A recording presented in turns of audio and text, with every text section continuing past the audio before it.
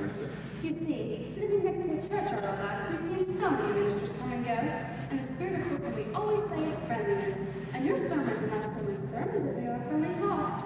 Personally, I've enjoyed my talks with Cardinal Gibbons. Or have I mentioned it yet? No, dear, not today. Are the biscuits good? Bully. Would you like another biscuit, Dr. Harper? Oh no, I'm afraid I have no appetite for dinner. You see, I was supposed to get biscuits that taste that lovely jam. Oh, but you haven't tried the quince. How we always put just a little apple to take out the tartness. No, thank you. We'll send you over, darling. Oh no, leave it here. You're going to be sure to have your biscuits with it. I hope we don't have to use that imitation flour again. I mean, with this war business. It may not be very palatable to me, but I've almost come to the conclusion that Mr. Hitler is not a Christian. If you're for only another saying. Europe, sir? Why, yes, Betty. Point your guns the other way. Guns? Teddy. To the west. There's your danger. There's your enemy. Japan. Why, yes, yes, of course, Betty. Now, Teddy. No, Aunt Abby. Not so much talking about Europe and more about the canal. Well, let's not talk about war. Would you like another cup of tea, dear? No, thank you, Aunt Abby. Dr. Harper? No, thank you. I must admit that war and violence seem far removed from these surroundings. Yes, it is peaceful here, isn't it? Yes, peaceful. The virtues of another day. They were all here in this house. The gentle virtues that were here, that went out, candlelight, good manners, and low taxes. It's one of the oldest houses in Brooklyn. It's just as it was when Grandfather Brewster first built and furnished it, except for the electricity. And we use that as little as possible. Mortimer persuaded us to put it in. Yes, I can understand that. The Mortimer only lived by electric light. Well, he has to work so late, poor boy. I understand he's taking nails into the theater last night. Teddy, your brother Mortimer will be by later. Delighted! We're so happy to see Dame Mortimer takes us into the theater. Well, it is a new experience for me waiting up till 3 o'clock in the morning for my daughter to be brought home. Oh, Dr. Harper, I hope you don't disapprove of Mortimer. Well, We'd feel so sorry if we did, Sister Martha and I, since it was here that they first met. of course, I must immediately admit that Mortimer himself would be a worthy gentleman. But I also, when watching the great growing intimacy between Mortimer and my daughter, with some great trepidation, for one reason, Miss Abby. Do you mean his stomach, Dr. Harper? The stomach? Oh, his dyspepsia. He's bothered by his toe, poor boy. No, Miss Abby, let me be frank with you. I'm speaking of your son and nephew's unfortunate connection with the theater. The theater? Oh, no, Dr. Harper. Mortimer writes for a New York newspaper. I know, Miss Abby, I know, but a dramatic critic is constantly exposed to the theater. But I don't doubt will some of them develop an interest in it. Oh, you need have no fear of that. Why, Mortimer hates the theater. Really? Oh, yes, he writes terrible things about them. Hey, well, for now, it's a living, and it can't last much longer. Perhaps if we give it another year or two. Oh, who could that be? Oh, no, thank you, Teddy. I'll go.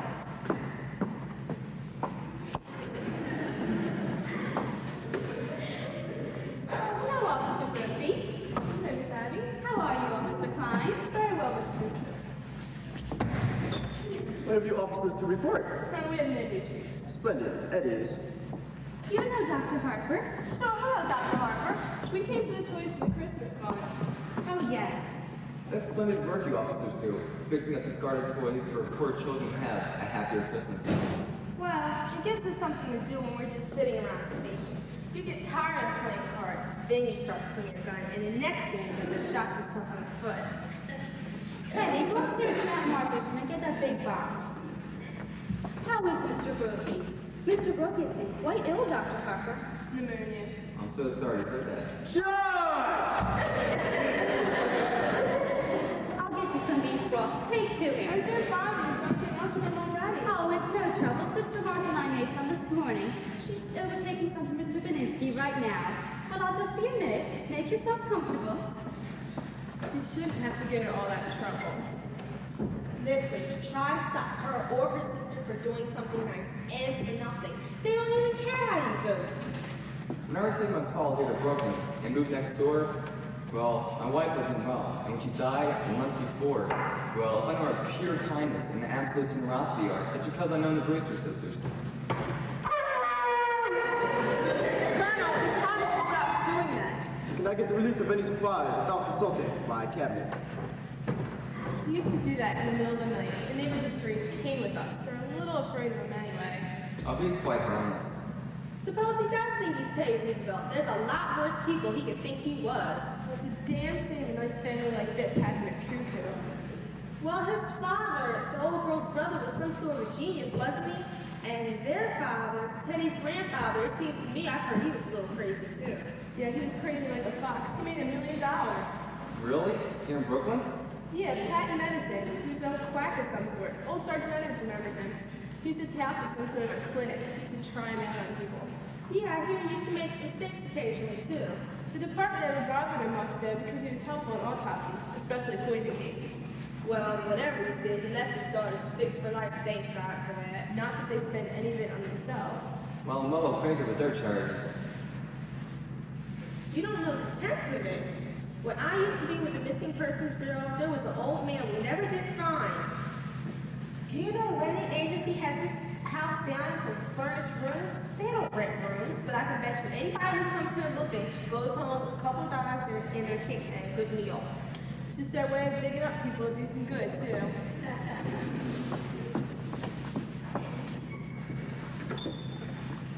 Oh, well, now, isn't this nice? Good afternoon, Miss Sister.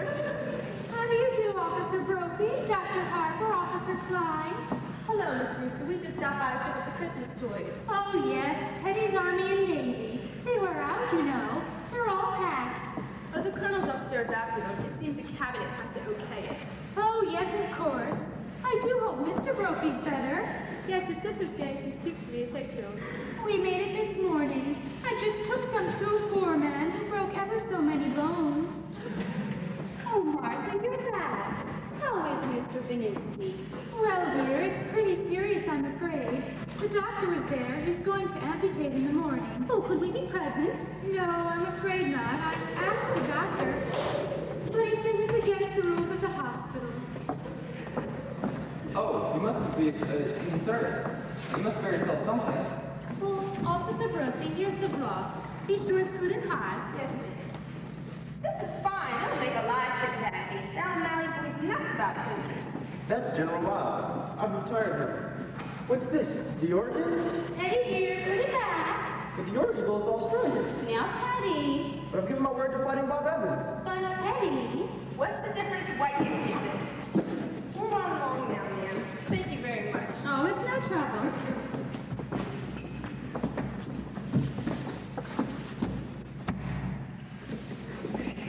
Goodbye. Well, I ought to be running along. Well, before you go, Dr. Harper. George! George, the blockhouse! The blockhouse? Oh, the stairs are always San Juan Hill. Have you ever tried to persuade him that he wasn't Teddy Roosevelt? Oh, no. He's so happy being Teddy Roosevelt. There was once, a long time ago. Remember, Martha?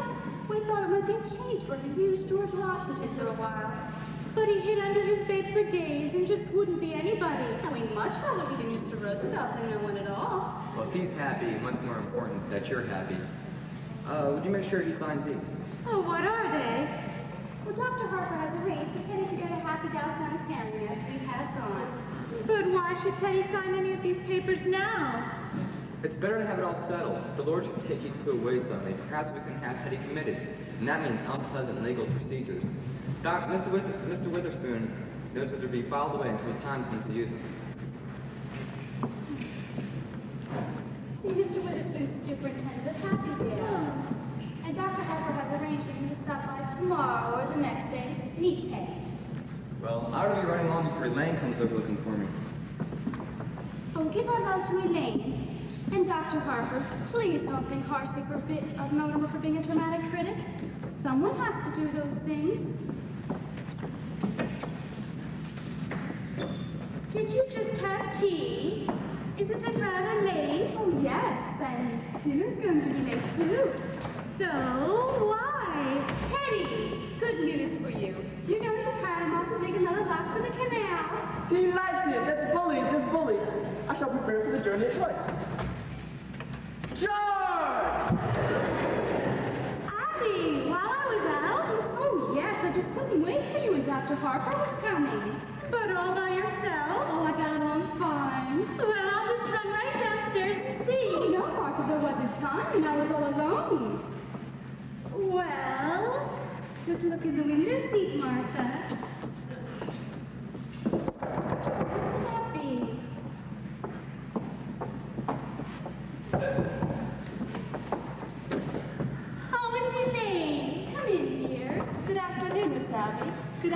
Miss Martha. I thought Father was here. Oh, no, dear. He just this minute left. Didn't you meet him? Oh, no, I took the shortcut through the cemetery. Mortimer hasn't come yet? No, dear. Oh, he asked me to meet him here. Do you mind if I wait? No, not at all, dear. Sit down. But we really must speak to Mortimer about doing this to you. Doing what? Well, he was brought up to know better. When a gentleman is taking a lady out, he should call for her at her house.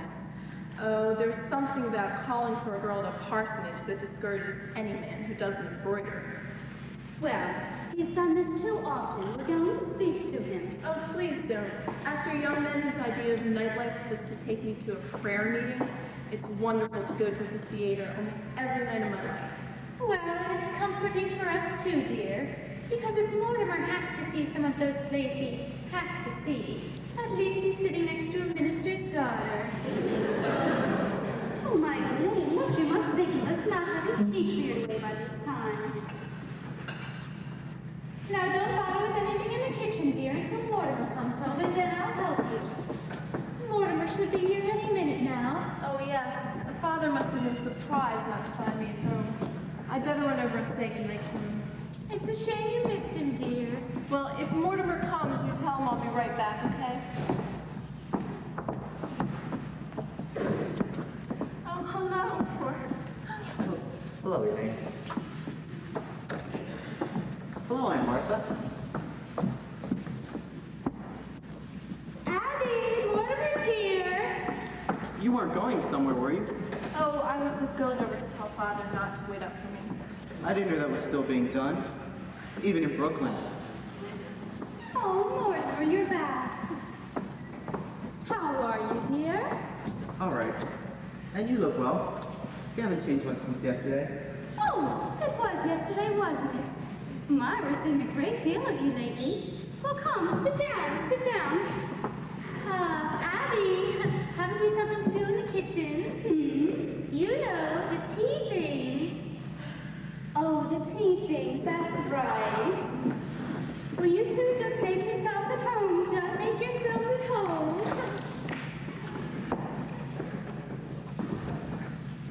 Well, can't you take a hint? No. That was pretty obvious. A lack of inventiveness, I should say. Yes, that's exactly what he would say. Where do you want to go for dinner? Oh, I don't care. I'm not that hungry. Well, I just had breakfast. Suppose we wait until after the show. But that'll make it pretty late, won't it? Not with the little stinker we're seeing tonight. But from what I've heard about it, we'll be at Blake's by 10 o'clock. But you ought to be fair to this place. Are these plays fair to me? I've never seen you walk out in a musical before. That musical is an opening tonight. No? But darling, you'll have to learn the rules. With a musical, there are always 4 changes of title and 3 postponements. They liked it in New Haven, but it needs a lot of work. Oh, I was hoping it was a musical. You have such a light mind. Not a bit. Musicals somehow have a humanizing effect on you.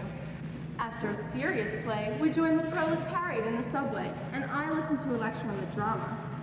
But after a musical, you bring me home in a taxi, and you make a few passes.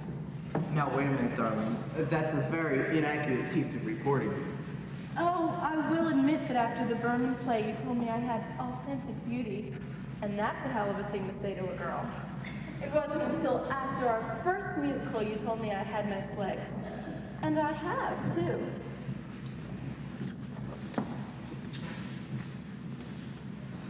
For a minister's daughter, you know a lot about life.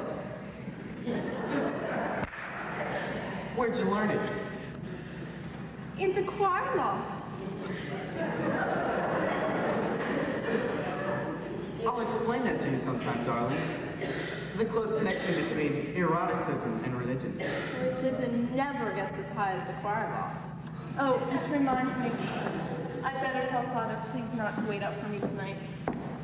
I've never been able to rationalize it. Rationalize what? My falling in love with a girl who lives in Brooklyn. Falling in love? You're not stooping to the articulate, are you?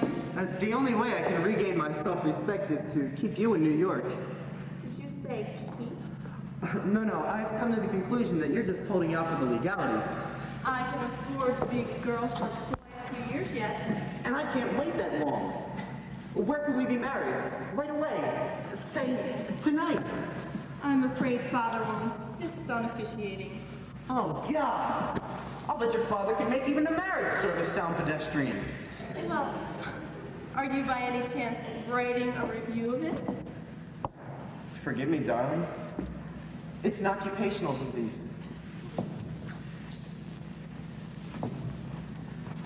I'm gonna give that play tonight a good notice.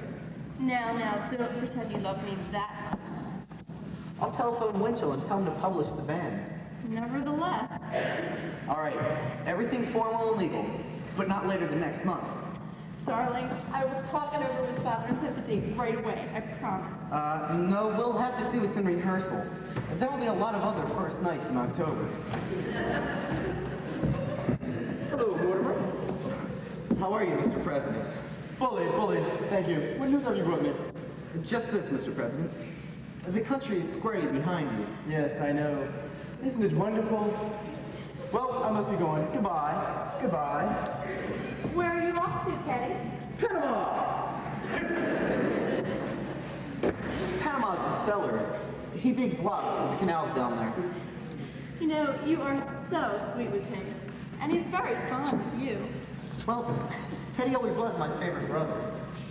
Favorite? You mean there are more of you? There's another brother, Jonathan. Jonathan? I've never heard of him. Your aunt never mentioned him. No, we don't like to talk about Jonathan. Jonathan left Brooklyn at an early age, by request. Jonathan was the type of boy who liked to cut worms in two, with his teeth. What became of him? I don't know. He wanted to become a surgeon like his grandfather, but he refused to go to medical school first, and his practice got him into trouble. Aren't you two going to be late for the theater? We're skipping dinner. We won't have to start for another half hour. Oh, well, I'll leave you two alone together again. Oh, and so, Father, darling, I'm going to run over and speak to Father. Before I go out with you, he likes to pray over me a little. I'll be right back. I'll cut through the cemetery. Well, if the prayer isn't too long, I'll have time to lead you beside the still waters. Why, Mortimer, that's the first time I've ever heard you quote the Bible. We knew it would be a good influence on you. By the way, I'm going to marry her. What? Oh, Mortimer, how wonderful. Martha, come in here. I have the most wonderful news for you. Mortimer and Elaine are going to be married. Married? Oh, Mortimer. We hoped it would happen just like this. Well, Elaine must be the happiest girl in the world. Happy? But just look at her leaping over those gravestones. Say, what's that? What, dear? See that statue there? That's a hard digit of Carnina. Oh, no, dear. That's Emma B. Scout ascending to heaven. No, on Miss Stealth's left ear. That's a red-crested swallow. I've only seen one of those before in my life. Well, I don't know how you'd be thinking of a bird at a time like this. What with Elaine's engagement? Well, it's a vanishing species. Thoreau was very fond of them. By the way, I left a large envelope around her last week. It was my latest chapter in my book on Thoreau. Have you seen it? Well, if you left it here, it must be here somewhere. Well, is there anything else you could tell us about Elaine? About the engagement? Elaine thought it was brilliant. What was, dear? My chapter on Thoreau. Well, when Elaine gets back, I think we ought to have a little celebration. We ought to drink to your happiness. Is there any more of that Lady Baltimore cake left? Oh, yes. And we'll open a bottle of wine. Oh, and to think it happened in this room. Now, where could I have left that? Well, with your fiancé sitting next to you at the theater tonight, I hope for once there's something you can both enjoy. Maybe something romantic. What's the name of it? Murder Will Out. Oh, dear. When the curtain opens, the first thing you'll see will be a dead body.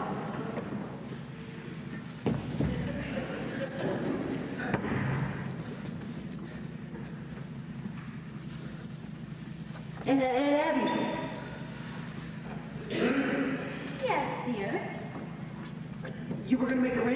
Teddy to go to that sanitarium, Happydale. Oh, yes.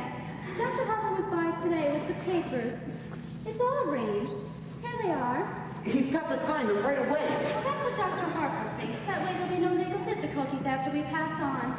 He's down in the cellar. Get him up here now. Oh, there's no such hurry as that, dear. No, when you get Teddy working on the canal, you can't get his mind on anything else. But he's got to go now, tonight. Oh, no, dear. That's not until after we're gone. Right away, I tell you. Right away. Why, Mortimer? For as long as we live, we'll never be separated from Teddy. Look, darlings, I'm frightfully sorry, but I've got some shocking news for you. Now, we've all got to try and keep our heads about this. You know, we've sort of humored Teddy all these years because we thought he was harmless. Why, he is harmless. He was harmless. Well, that's why he has to go to Happydale. Or why he has to be confined. Why, Mortimer? Why have you suddenly turned against Teddy, your own brother? Well, you've got to know sometime. It might as well be now. Teddy's killed a man. Oh, nonsense, dear. But there's a body in the window seat. Yes, dear, we know. You know? Why, yes, of course. But this has nothing to do with Teddy. But who is he? Adam Hoskins. He's a Methodist, and that's all we really know about him. That's all you know about him? How did he get in there? What happened to him? Oh, he died. Hey, Martha, men don't just get into window seats and die. Oh, no, silly, he died first. How did he die? Now, Mortimer, stop being so inquisitive. The gentleman died because he drank the wine with the poison in it. How did the poison get in the wine? Well, you see, dear, we put it in wine because it's less noticeable. When it's in tea, it has a distinct odor. You put it in the wine? And I put Mr. Hoskins in the window seat because Dr. Harper was coming. So you knew what you'd done? You didn't want Dr. Harper to see the body? Well, not at tea. That wouldn't have been very nice. Now, Mortimer, you know the whole thing, so just forget about it. I do think Martha and I have a right to our own little secrets. And don't you tell Elaine. Oh, Abby, while I was out, I dropped in on Mrs. Schultz. She's doing much better, but she would like us to take Junior to the movies again sometime. We'll have to do that tomorrow or the next day. Yes, but this time we'll go where we want to go.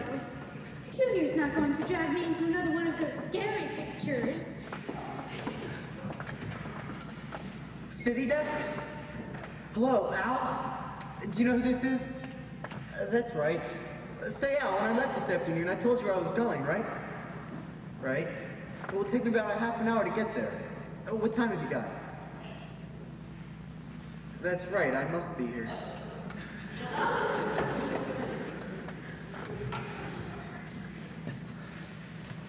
Aunt Abby! Aunt Martha! Yes, dear. What are we going to do? What are we going to do? What are we going to do about what, dear? There's a body in there! Yes, dear, Mr. Hoskins. Well, good heavens, I can't turn you over to the police, but what am I going to do? Well, for one thing, dear, stop being so excited. And for pity's sake, stop worrying. We told you to forget the whole thing. Forget it! Aunt Abby, how can I make you realize that something has to be done? Now, Mortimer, you behave yourself. You're too old to be flying off the handle like this. But Mr. Hoskins! Hoskins, dear. Well, whatever his name is, you can't just leave him there. Oh, we don't intend to, dear. No, Teddy's downstairs singing a laugh right now. You're going to bury him in the cellar? Why, yes, of course. That's what we've done with the others. But you can't just... Others? When you say others, do you mean others as in more than one others? Why, yes, of course. Let me see. This is 11, isn't it, Abby? Oh, no, dear. This is 12. Oh, I think you're wrong, dear. This is only 11. No, this is 12. Because when Mr. Hoskins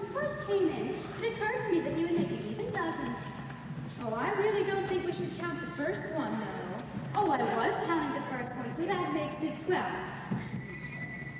Hello? Hello? Hello? Al?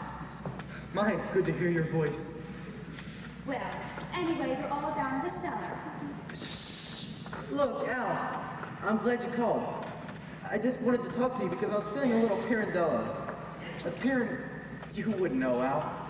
Look, you've got to get a hold of George. He's got to cover the play tonight.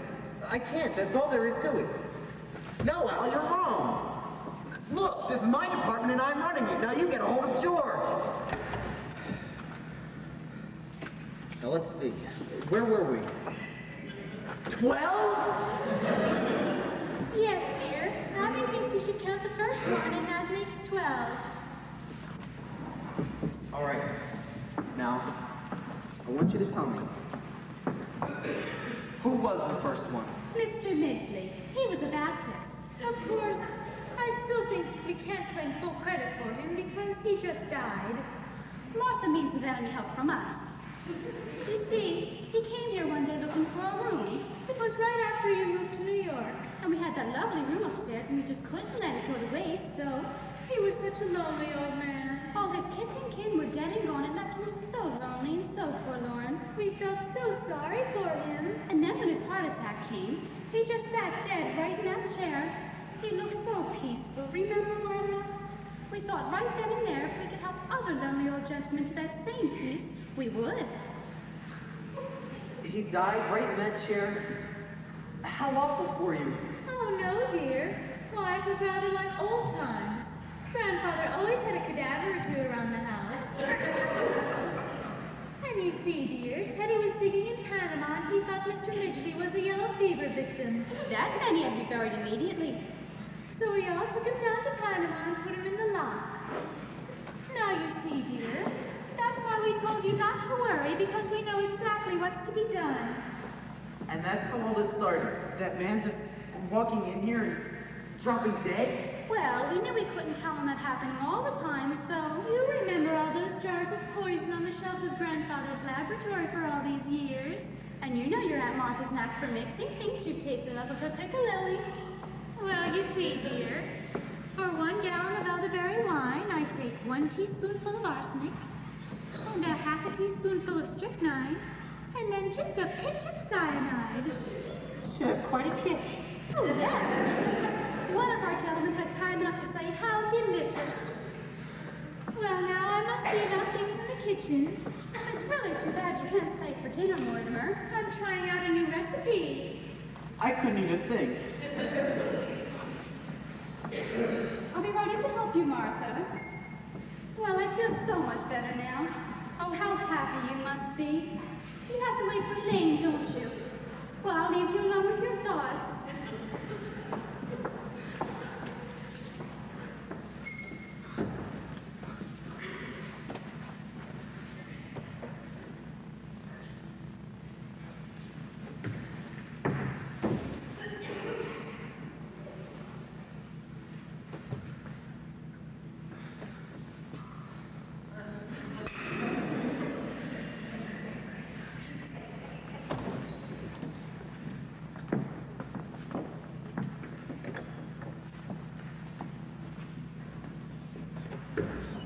Oh, it's you. Oh, don't be cross, darling. Father could see that I was so excited, so I told him about us, and that made it hard for me to get away. But listen, darling, he's not going to wait up for us tonight. Look, Elaine, something's just come up. You run along home and I'll call you up tomorrow. Tomorrow? You know I call you up every day or two. But we're going to the theater tonight. No, we're not. Well, why not? Well, something's come up. But what? No, you've lost your job? No, I haven't lost my job. It's just that I'm not covering that play tonight. Now, you run along home and I'll call you up, Elaine. But I've got to know what's happened. Certainly you can tell me. No, I can't. But if we're going to be married? Married? Have you forgotten that not 15 minutes ago you proposed to me? Did? Oh, yes. Well, as far as I know, that's still on. Now, you run along home and I'll call you up later, okay? Well, you can't propose to me one minute and throw me out of the house the next. I'm not throwing you out of the house. Now, will you get out of here? I will not get out of here. Not until I've had some kind of explanation. Elaine? Elaine!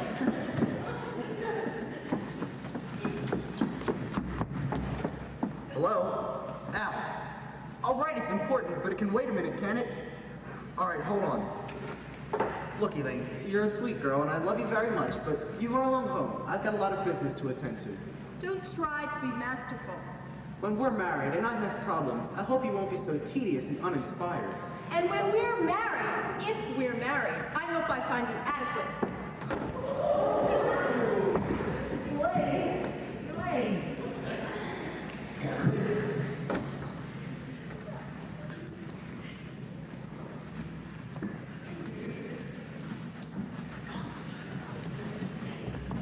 Hello, Al? Hello? Al? Hello? Hello? Oh, Mortimer, that's the doorbell, dear, not the telephone.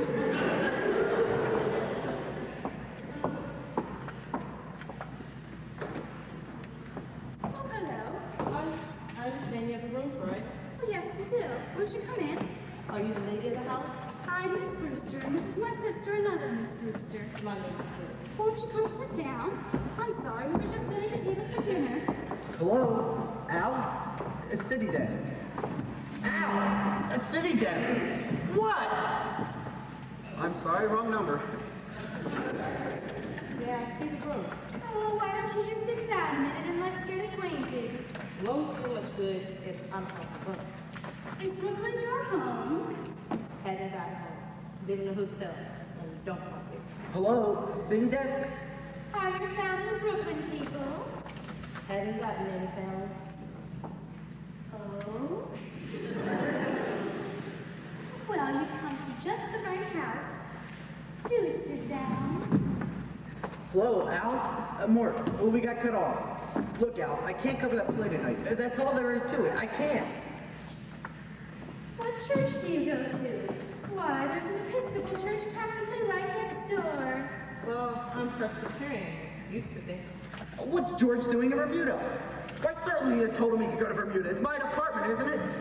Well, there's got to be somebody around the office. Is there always this much noise here? Well, he doesn't live with us. Well, there's got to be somebody around the place. How about the office boy? The smart one, the one we don't like? Well, you look around and I'll go on. I'd really like to see the room. Oh, it's upstairs. But won't you try a glass of our wine first? Never touch it. Oh, well, we make it ourselves. It's elderberry wine. Elderberry wine? Haven't had elderberry wine since I was a boy. Thank you. Well, there's got to be some printers around the place. How about Joe? The third machine from the left?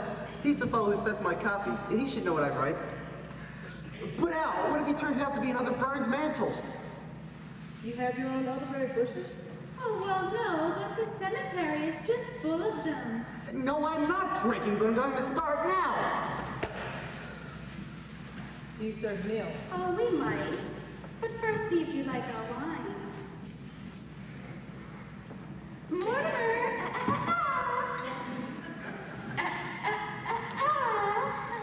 Not that, Mortimer.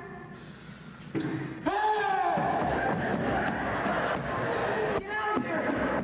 You want to get killed? You're going to be murdered! Get out!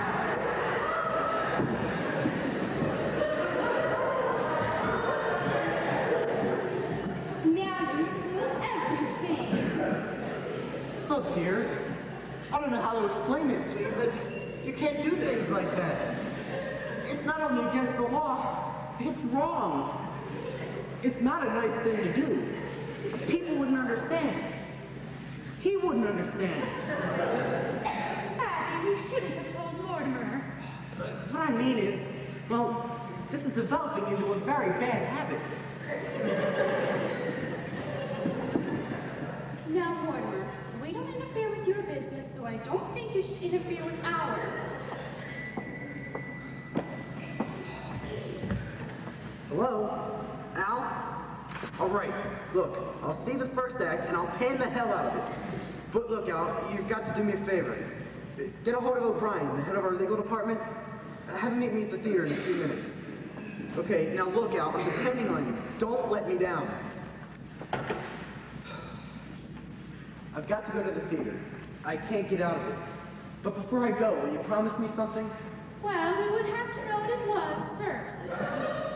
You both know I love you very much, and I know you both love me. You know, I'd do anything in the world for you. And I only want you to do this one little thing for me. What? Don't do anything. I mean, don't do anything. Don't let anybody in this house. At least Mr. Hoskins right where he's at. Why? Because I need time to think. I've got quite a little to think about. You'll do this for me, won't you? Well, I don't know. Well, Mark, I suppose we could. Yeah. Okay. All right, you're going to do this for me then? Remember, it's a promise. I have to go to the theater. Do you have any paper I can borrow? Well, let me see.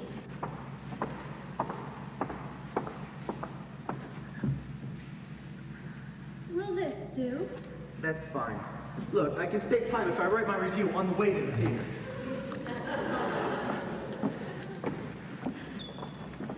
Mortimer just didn't seem quite himself today. Well, I think I know why. Why?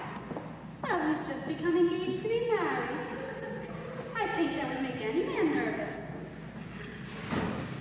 Well, I'm so happy for Elaine. And their honeymoon should be just the vacation Mortimer needs. I don't think he got much rest this summer. Well, at least he didn't go playing off to China or Spain. I could never understand why he wanted to go to those places. Well, I think the theater has always been pretty small potatoes to Mortimer.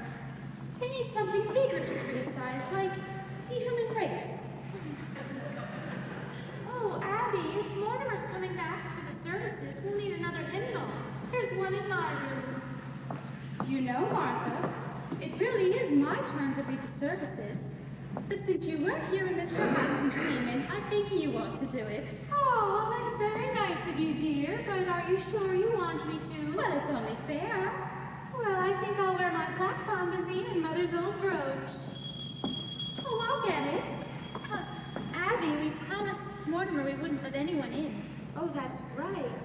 Well, who do you suppose it is? Just a minute, I'll check. It's two men, and I've never seen them before. There's a card. The Irving must have come in that. Well, let me look. Do you recognize them? Oh, no, I've never seen them before either. Well, we'll just have to pretend we're not at home.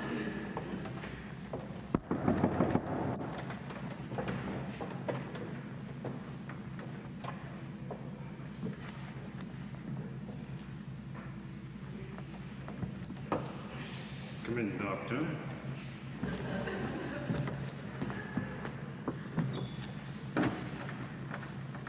This is the home of my youth. As a boy, I couldn't have waited to escape from this place. Only now, I find myself escaping back into it. Yeah, Johnny. It's a fun island. The family must still live here. There's something so unmistakably Brewster about the Brewsters. Only I hope there's a fatted calf awaiting for the arrival of the prodigal. Yeah. Look, Johnny, drinks! Ah, as though we were expecting. A good omen. Who are you? What are you doing here? Why? Aunt Abby, Aunt Martha, it's me, Jonathan. Oh, you're not Jonathan. You're nothing like him. It's Jonathan, your nephew, Jonathan. You get out of here. But I am Jonathan. And this is Dr. Einstein. And he's not Dr. Einstein either. No, not Dr. Albert Einstein, Dr. Herman Einstein.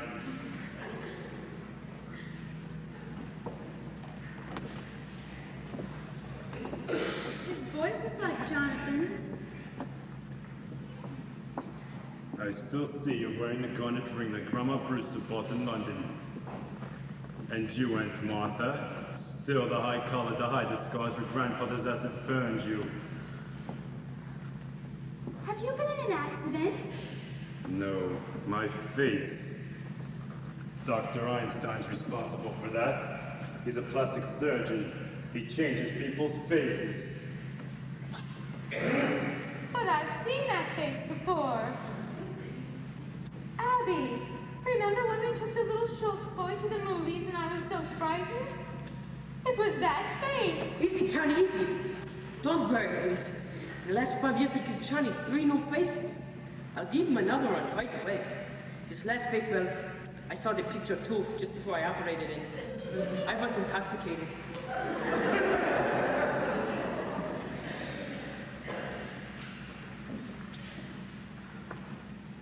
You see, Doctor? You see what you've done to me? Even my own... Johnny, you're home in this lovely house. How often he tells me about Brooklyn, about the aunts he loves so much. They know you, Jonathan. Speak to him. Tell him so. Well, Jonathan, what have you been doing all these years? Yes, Jonathan. Where have you been? Oh, England, Africa, Australia. The last 5 years I spent in Chicago. Dr. Einstein and I were in business together there. Oh, we were in Chicago for the World's Fair. Yes, we found Chicago awfully warm. Yeah, that had for us too. Well, it's good to be in Brooklyn again. And you, Abby, Martha, don't look a day older. Just as I remembered you. Sweet, charming, hospitable. And dear Teddy, did he get into politics? My little brother, Doctor, was determined to become president. Oh, Teddy's fine. And Mortimer's well, too. Yes, I know of Mortimer. I've seen the picture at the head of his column. He's evidently fulfilled the promise of his early nasty nature. We're very fond of Mortimer. Well, Jonathan, it's been nice having seen you after all these years. Bless you, Aunt Martha. It's good to be home again. Well, we mustn't let what's on the stove boil over.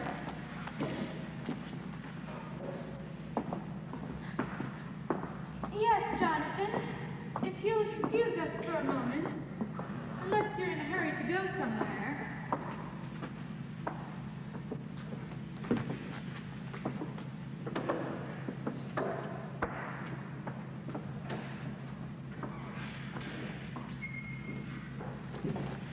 Well, where do we go from here?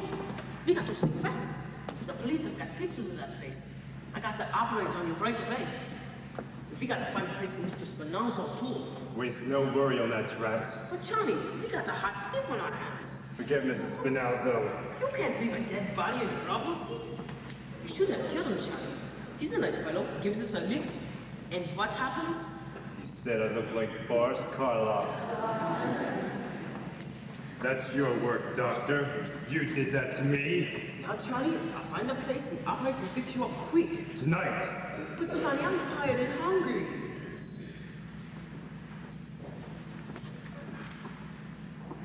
Well, Jonathan, we're glad you stopped by and said hello to us, but you weren't happy in this house, and we weren't happy with you in it.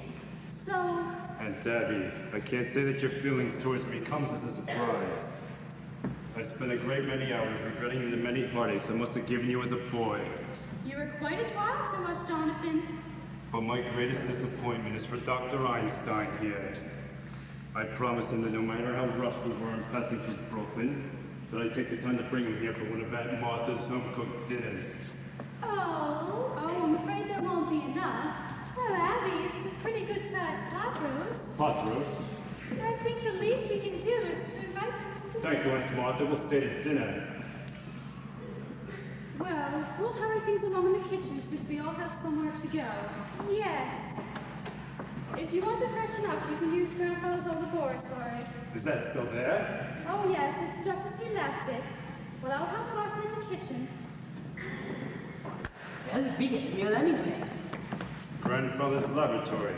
And just as it was, Doctor, a perfect operating room. Too bad we can't use it. When you get finished with me, why, we can make a fortune here. Grandfather's laboratory.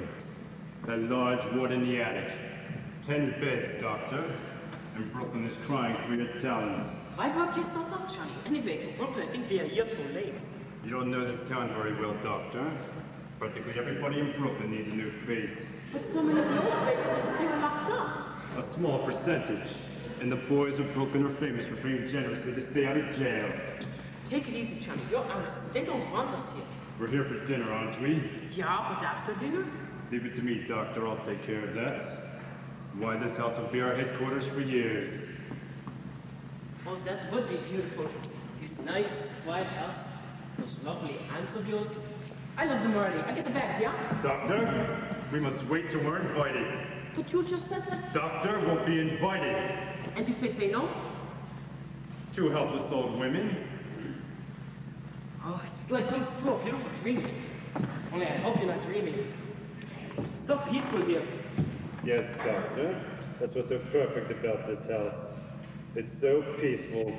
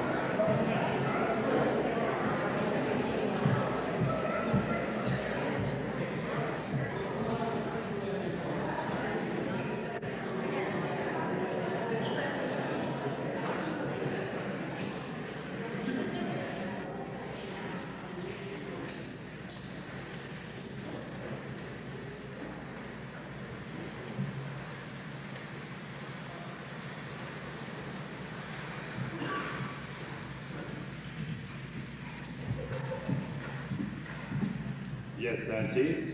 These last 5 years in Chicago were amongst the busiest and happiest of my life. Chicago, we go to South Bend, Indiana. They wouldn't be interested in our experiences in Indiana. Well, Jonathan, I'm sure you've led a very interesting life, but we really shouldn't have allowed you to talk so late. My meeting Dr. Einstein, I might say, changed the whole course of my life. You remember I'd been in South Africa, in the diamond business, then Amsterdam, the diamond market. It was there I wanted to go back to South Africa, and Dr. Einstein here made it possible for me. Good job, Charlie. Beverly, take the bandages off. His face will look so different. The nurse had to introduce me. I love that face. I still carry the picture around with me.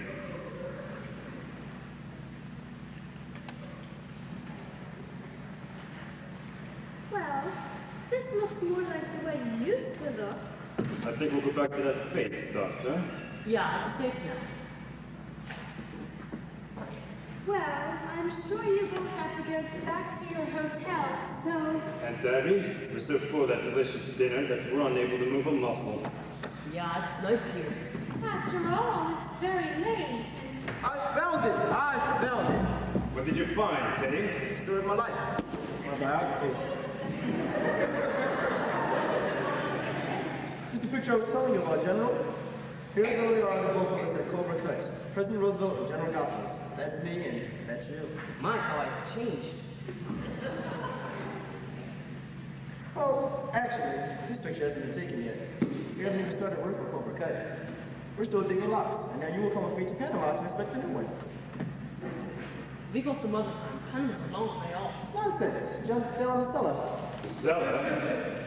We let him dig the Panama Canal in the cellar. As President of the United States, Commander-in-Chief of the Army and Navy, I demand that you come with me and inspect the new lock. Teddy, I think it's time you went to bed. I beg your pardon. And who are you? I'm Woodrow Wilson. Now go to bed. No, you're not Wilson, but your face is familiar. Let me see. On my hunting trip to Africa, you look like someone I'd meet in the jungle. This is your brother Jonathan, dear. He's had his face Oh, so that's it. A nature figure. Maybe you should go to bed, Teddy, since Jonathan and Dr. Einstein have to get back to the hotel. General Goggles, Inspector Canal. Then we go to Panama. Bully. Follow me, General. Still south, you know. Well, bon voyage. And Debbie, I must correct your misapprehension. You spoke of our hotel. We have no hotel. We came directly here. Well, there is a very nice little hotel just 3 blocks down the road. And Martha, this is my home. Well, Jonathan, you can't stay here. We need the room You need them. for our lodgers. Are there lodgers in this house? Well, not just now, but we do plan to have some. Good, then my old room is still free. Oh, but there's no room for Dr. Einstein. He'll sleep in the room with me. No, Jonathan, you can't stay here. Dr. Einstein and I need a place to sleep. You remember that this afternoon, that as a boy could be very disagreeable. Now, it wouldn't be very pleasant for any of us if... I think perhaps we better invite them for tonight. Well, just for tonight.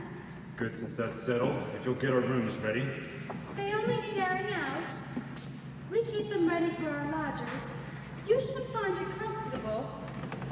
By the way, you have a most distinguished guest in Dr. Einstein. I'm afraid, though, you don't appreciate his skill very well. But you will. In a few weeks, you'll see me looking like a very different Jonathan. He can't operate on you here. When we get organized, when we resume practice... Oh, I forgot to tell you. Returning grandfather's laboratory into an operating room.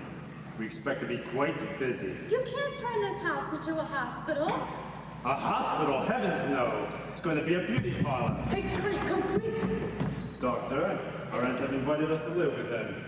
Oh, you fixed it. For tonight. Now, if you'll get our rooms ready...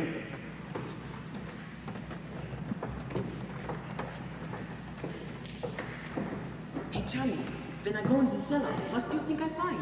What? The Panama Canal. The Panama Canal? It's a whole teddy dog. 6 feet by 4 feet. It just fits Mr. Spinozzo.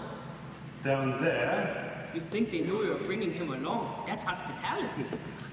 Rather a good joke of my aunt's. They're living in a house with a body buried in the cellar. How do we get them in? Yes, we just can't walk them in through the front door. I know. We'll bring the car up between the house and the cemetery. And when they've gone to bed, we'll bring Mrs. Spinozzo in through the window. Ed, just think we got the bed tonight. Easy, Doctor. Remember, you're operating tomorrow, and this time you better be sober. Don't worry, I think you're beautiful. And if you don't... Now, Johnny.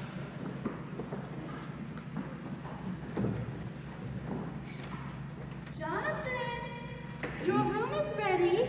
Then you can go to bed. I'm bringing the car up behind the house. Oh, it's all right where it is until morning. I don't want to leave it in the street. It might be against the law.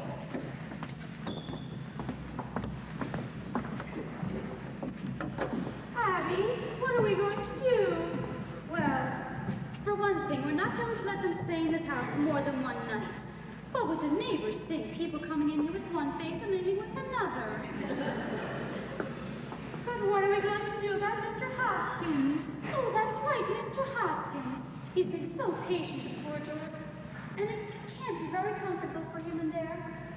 Well, when Dr. Einstein comes back, I think we ought to get Teddy to take him down to Panama. I will not invite Jonathan to the funeral services. Oh, no, we'll wait till they've gone to bed and then hold the services. General Gothels is very pleased. Teddy, there's been another yellow fever victim. Dear me, some come as a shock to the General. Well, then we mustn't tell him. But it's his department. Oh, no, Teddy, we mustn't tell him. We'll just spoil his visit. Sorry, Abby, it's out of my hands. Army regulations, you know. Well, then we must keep it a secret. Yes. A state secret. Yes, a state secret. Promise? You have the word of the President of the United States. Cross my heart, hope to die. Now, how will we keep this a secret? Well, when Jonathan and Dr. Einstein come back and everyone has gone upstairs, you come upstairs and take Mr. Hoskins down to Panama. And we'll come down later and hold the services. Well, you may announce that the President shall say a few words. By the way, where is the poor devil? Oh, he's in the window seat. Dear me, Mr. Springer. Never had yellow fever there before.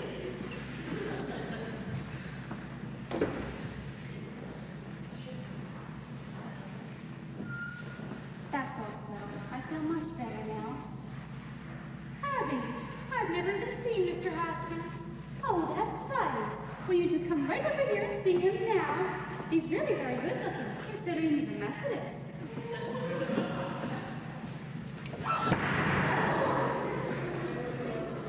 We're bringing the luggage through here. Well, your room is all ready. You can go up. I'm afraid we don't keep open hours. If both of you run along the bed. Oh, we weren't planning to go just yet. Well, you should. It's time I came to take care of you. We really weren't planning on going until later. Aunt Martha, did you hear me say go to bed? The luggage can go in the laboratory in the morning. Now then, we're all going to bed. I'll wait till you're up and then turn out the lights. Another flight, Doctor. Run along, Aunt Martha. All right, Aunt Abby. I'll be right up. Now, Aunt Abby, turn out the lights.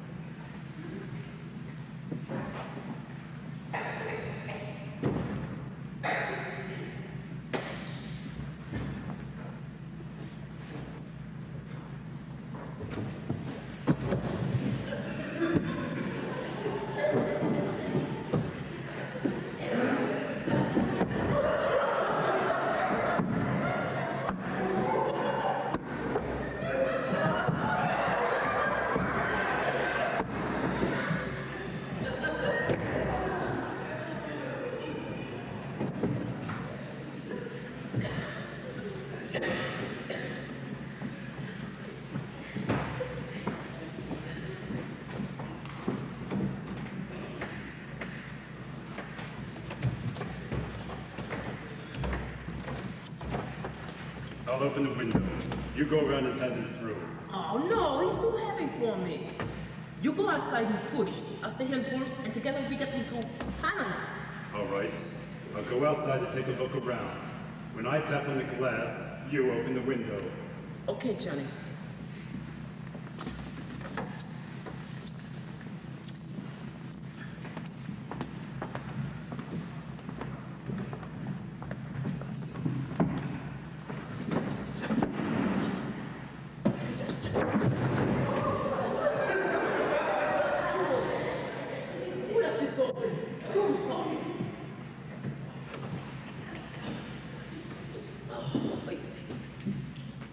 Okay, Johnny, hand them through.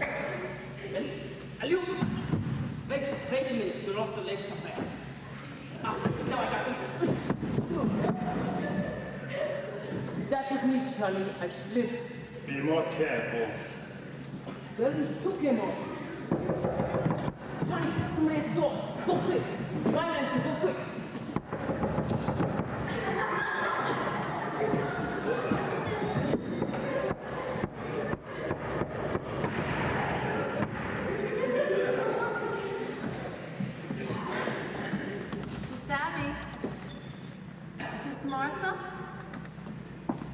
Miss Abby, Miss Martha.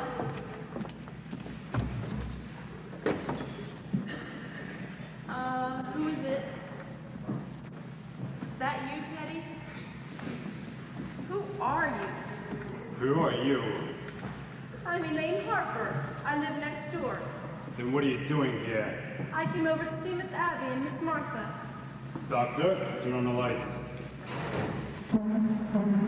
You choose rather an untimely moment for a social call. I think you better explain what you're doing here. We happen to live here. You don't live here. I'm in this house every day and I've never seen you before. Where are Miss Abby and Miss Martha?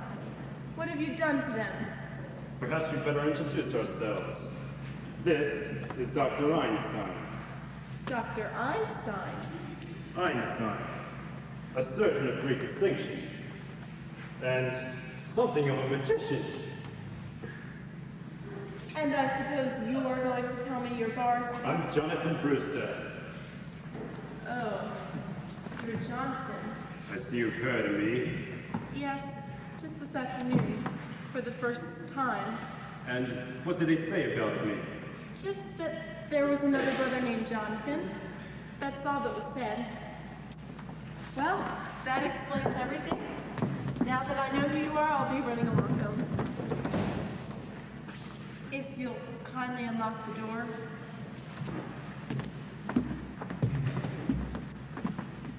Wait a minute. What did you mean by that? What are you really here for? I thought I saw someone prowling around the house. I suppose it was you? You thought you saw someone prowling around the house? Yes, weren't you just outside?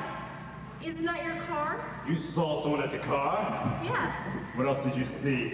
just someone walking around the house to the car. What else did you see? Just that, that's all. You see, I wanted to tell Miss Abby to call the police, but if that was you and that's your car, then I don't have to tell Miss Abby. So, sorry. What were they doing at the car? Oh, I don't know, you see, I was on my way over here. I think you're lying. No, Johnny, I think she tells the truth. We let her go now, huh? I think she's lying. Coming into a house this time of night. I think she's dangerous. She shouldn't be allowed around loose. Put your hands off me! Doctor! It's going to be a private funeral. Teddy, tell this man who I am. Oh, that's my daughter, Alice.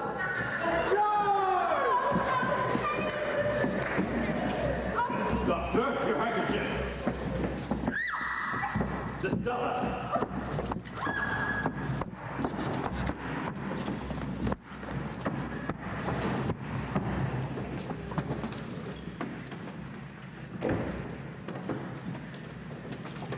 What's the matter? What's happening down here? We caught a burglar, a snake thief. He used to run along the bed. We'll call the police. We've called the police. We'll handle this. Now go to bed, do you hear me?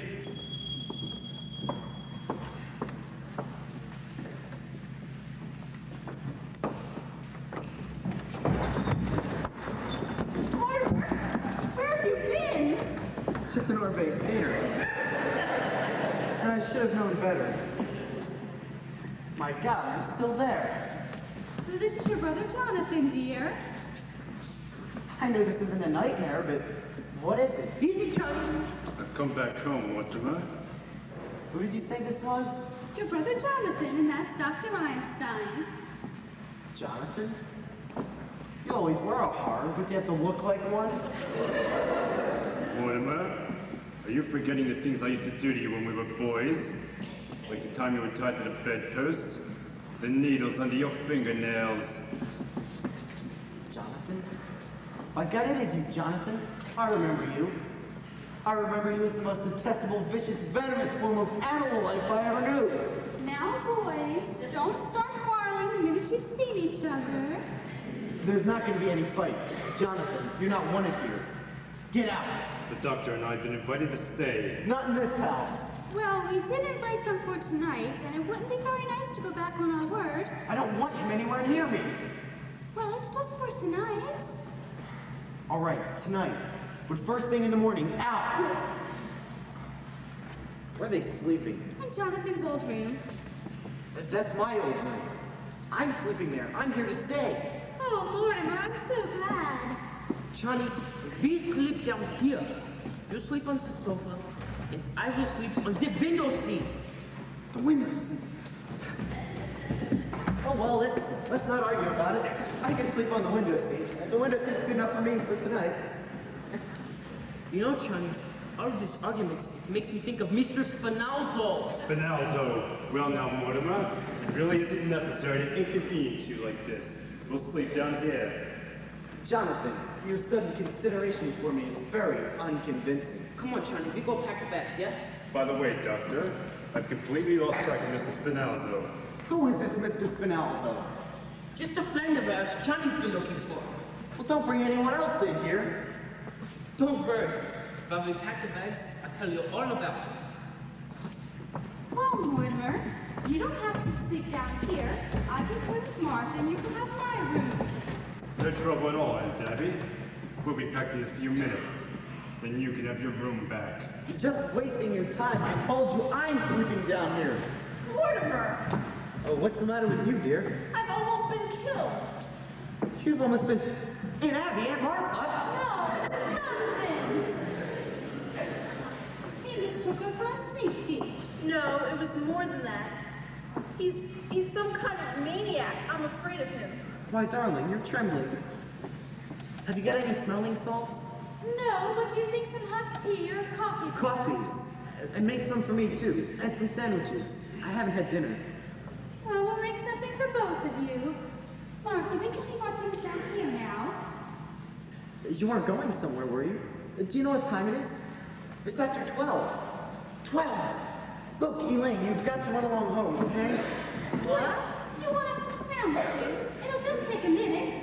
Why don't you remember? We wanted to celebrate your engagement. Why, yes, that's what we'll do. We'll make a nice supper for both of you. And we'll open a bottle of wine. No wine! Mortimer, what is going on in this house? What do you mean, what's going on in this house? You were supposed to take me to dinner in the theater tonight. You called it off. You asked me to marry you. I said I would, and 5 minutes later you threw me out of the house. Then tonight, just after your brother tries to strangle me, you want to take me home. Now listen, I want to know where I stand. Do you love me? Elaine, I love you very much. In fact, I love you so much, I can't marry you. Have you suddenly gone crazy? I don't think so, but it's only a matter of time. You see, insanity runs in the family. It practically gallops. That's why I can't marry you, dear. Now, wait a minute. You've got to do better than that. If you really knew my family, it's what you'd expect if Strindberg had written Hellzapoppin'. Now, just because Penny is a little... No, it goes way back to the first Brewster who came over on the Mayflower.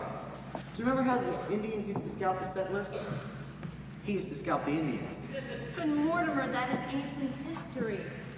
There's my grandfather. He tried out his patent medicines on dead people to be sure he wouldn't kill them. Well, he wasn't so crazy. He made $1 million. And then there's Jonathan. You just said he was a maniac. He tried to kill you. But he's your brother, not you. I'm in love with you. And then there's Teddy. You know Teddy. He thinks he's Roosevelt. No, dear. No Brewster man should marry. In fact, I'm convinced that if I met my father in time, I'd have stopped him. But darling, all this doesn't prove that you are crazy. I mean, look at your aunts. They're Brewsters, aren't they? And the sweetest, sanest people I've ever known. Well, even they have their peculiarities. But what lovely peculiarities. Kindness, generosity, human sympathy. There's another one. Darling, there are plenty of others. You can't tell me anything about your aunt.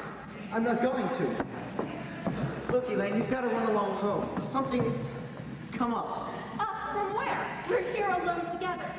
I know I'm acting irrationally, but just chalk it up to the fact that I'm a mad Brewster. Listen, if you think that you're going to get out of this by pretending you're insane, you are crazy. Maybe you're not going to marry me, but I'm going to marry you. I love you, dope.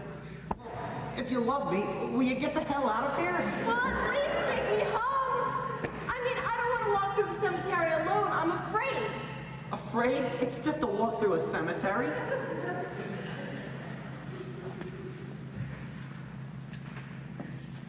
Well, will you at least give me a kiss goodnight?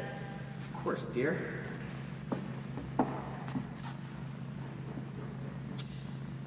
Goodbye, dear. You run along home and I'll call you up later. You critic!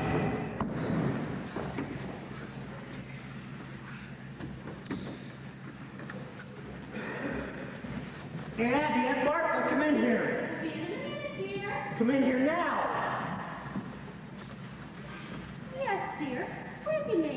I thought you promised me you weren't going to let anybody in here while I was gone. Well, Jonathan just I don't mean walked in, Jonathan. and Dr. Einstein I'm not was talking with about Dr. Einstein.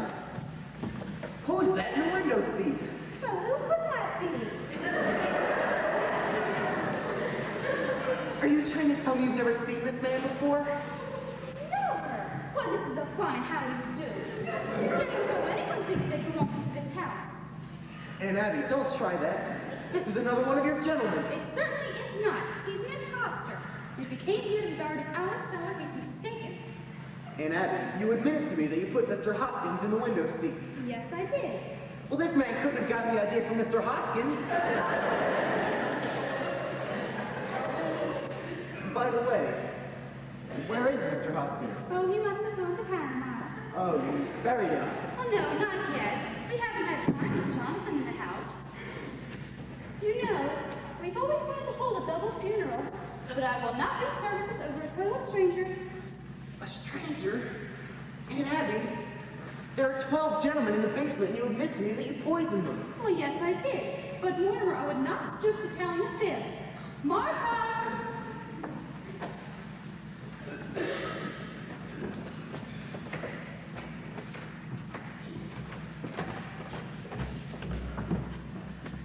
I'd like to have a word with you.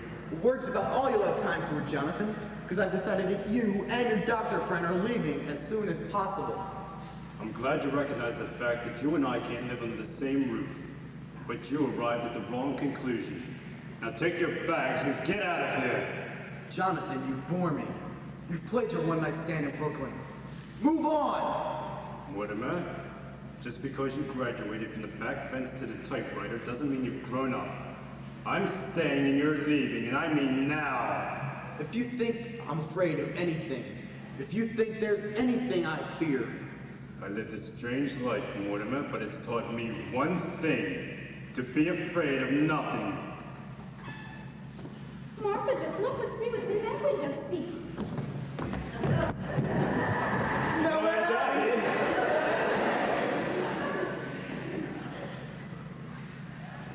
Jonathan, why don't you let Aunt Martha see what's in the window seat? Aunt Abby, I owe you an apology. I have some wonderful news for you. Jonathan and Dr. Einstein are leaving, and they're taking their cold companion with them.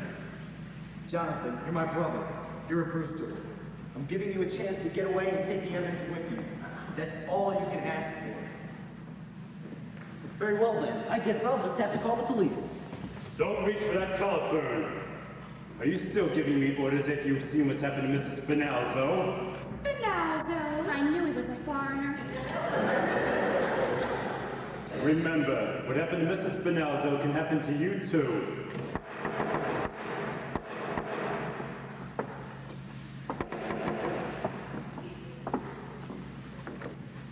Oh, hello, Officer O'Hara. Hello, Miss Abby. Is there anything I can do for you? Oh, well, I saw your lights on, and I thought there might be sickies in the house. Oh, you got company. I'm sorry I disturbed you. No, come in.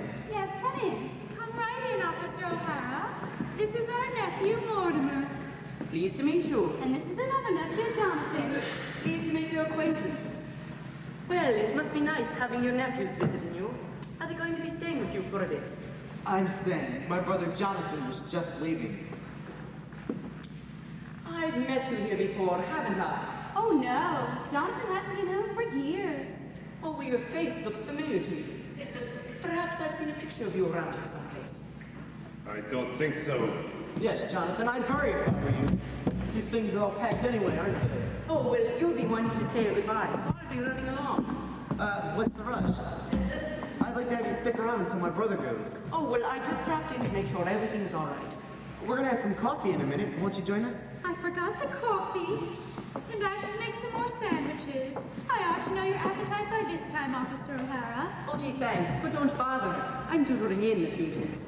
Oh, forget ringing in. You can ring in later. Have a seat.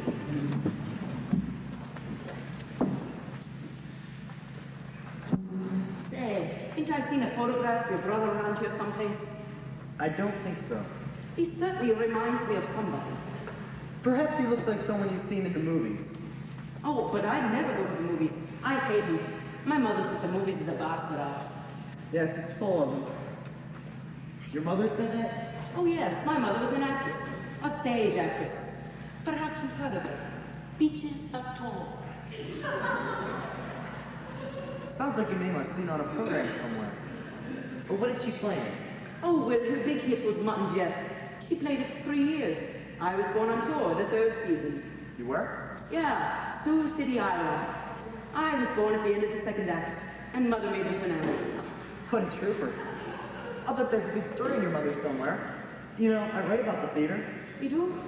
Say, you're not Mortimer Brewster, the dramatic critic. Yes. Well, accept me, I'm glad to meet you, sir. You know, Mr. Brewster, we're in the same line of business together. We are? Yeah, I'm a playwright too. Oh, this being on the police force business is just temporary. How long have you been on the force? 12 years. I'm collecting material for a play. I'll bet it's a honey. Oh, well, it ought to be, with all the drama I see being a cop. Mr. Brewster, you got no idea what goes on in Brooklyn. I think I had. Say, what time you got? 10 after 1. Oh, gee, I gotta ring in. O'Hara, on that play of yours. I may be able to help you. You would? Say, it was fate my walking in here tonight. Look, I'll tell you the plot. Oh, you're going. Good. You haven't got much time, you know. Well, everything's just about ready. Oh, you're leaving, Jonathan. Well, goodbye. Goodbye, Dr. Einstein. Oh, isn't this your case? Yes, you can't go without all of your things. Well, O'Hara, it was nice meeting you. Perhaps we'll meet again and talk about your play another time. Oh, but I'm not leaving now, Mr. Brewster. Why not? Well, you just promised to help me write my play. You and me are going to write my play together. No, O'Hara, I can't do that.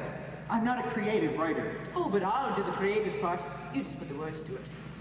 But O'Hara! Oh, no, Mr. Brewster. I'm not leaving until I tell you the plot. In that case, Mortimer, we'll be running along. Don't try that. You can't go until you've taken everything with you. O'Hara! You run along now, eh? My brother's just going. Oh, but I can wait. I've been waiting 12 years. Oh, I'm sorry I was so long. Don't bring that in here. O'Hara, would you join us for a bite to eat in the kitchen? The kitchen? Jonathan's leaving. Oh, well, that's nice. Come along, Officer O'Hara. Sure you don't mind eating in the kitchen, Officer O'Hara? And where else would you eat? Well, goodbye, Jonathan. It's been nice seeing you again. I'm glad you came back to Brooklyn, Jonathan, because it gives me a chance to kick you out. And the first one out is your boyfriend, Mr. Spinalzo. Say, Mr. Brewster, we can talk in here. I'm coming right out. I might have known you'd grow up to write a play with a policeman. Get going now. All 3 of you. Doctor, this affair between my brother and me has got to be settled. Now, Johnny, you got trouble enough. Brother gives us a chance to get the play. What more could you ask? You don't understand. This goes back a good many years. Now, Johnny, let's get going. No, we're not going. We're staying right here tonight. Mr. Copper in the kitchen and Mr. Spinalzo in the window seat? That's all he's got on us.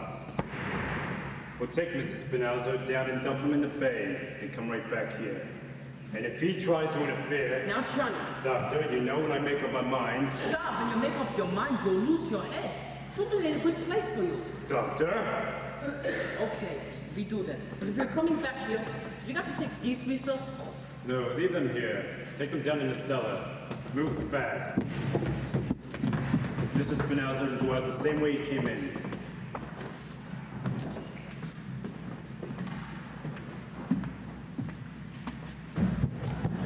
Hey, Johnny, come quick. What?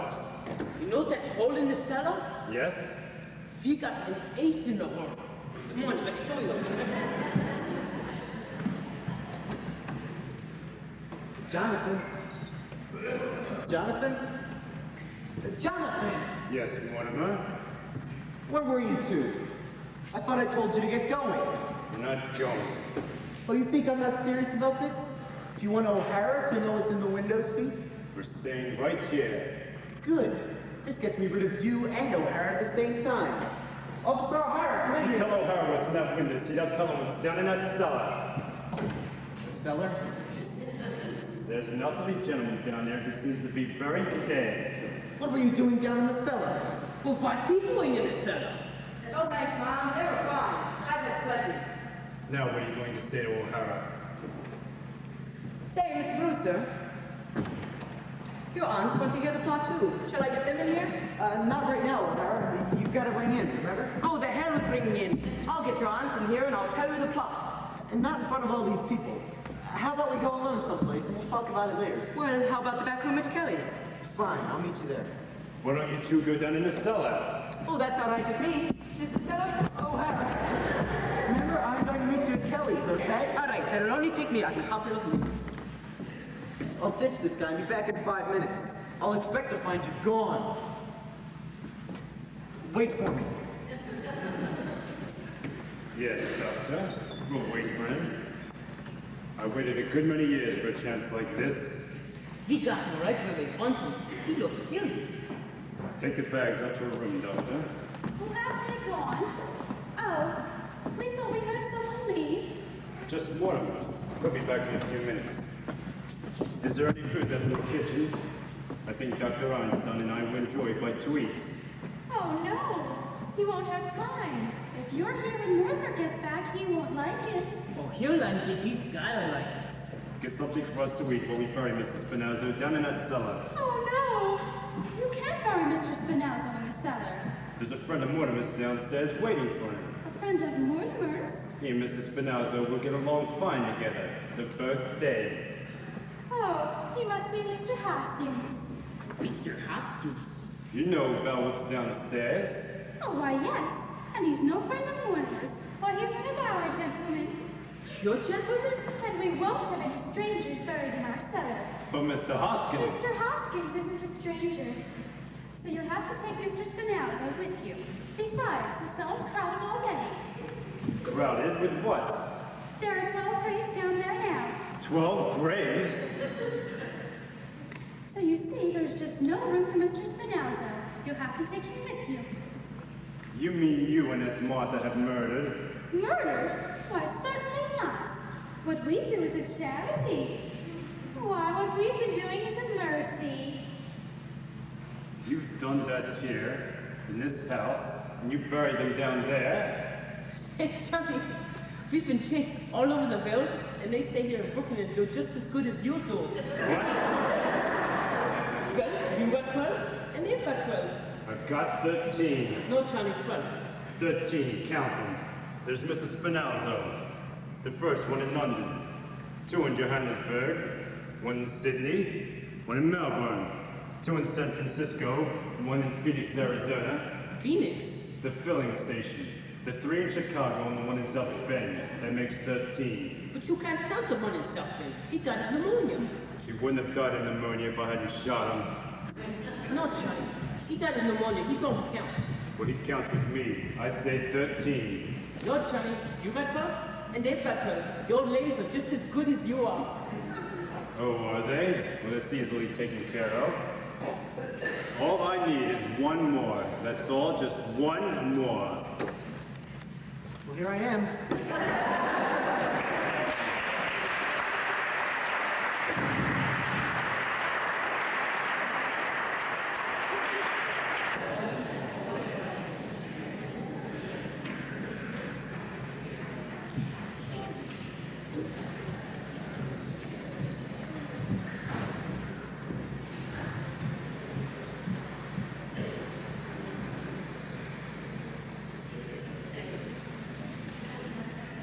You stop doing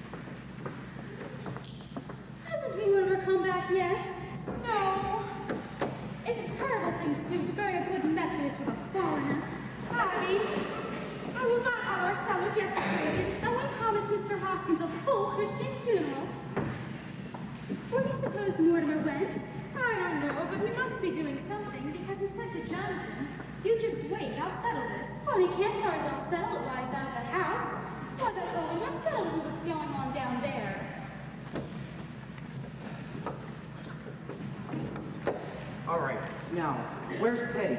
Mortimer, where have you been? I've been over to Dr. Gilchrist. I got his signature on Teddy's commitment papers. Mortimer, what's wrong with you? Running around getting paper signs at a time like this. Do you know what Jonathan's doing? He's putting Mr. Hoskins and Mr. Spinalzo in together. Oh, he is. We'll let him. Is Teddy in his room? Oh, Teddy won't be any help. Once he signs his commitment papers, I can tackle Jonathan. What do they have to do with it? You had to go and tell Jonathan about the 12 bodies in the cellar. Now, if I can make Teddy responsible for those, I can protect you. Don't you see? No, we don't see. And we pay taxes to have the police protect us. Anyway, I'll be back down in a minute. Well, come, Mark. We'll go for the police. The police? You can't go for the police. Why can't we? Because if you tell the police about Mr. Spinalzo, they'd find out about Mr. Hoskins, too. And that might make them curious. And then they'd find out about the other 12 gentlemen. Oh, I think we know the police a little bit better than you do, Mortimer. If we asked them not to pry into our affairs, I don't think they would.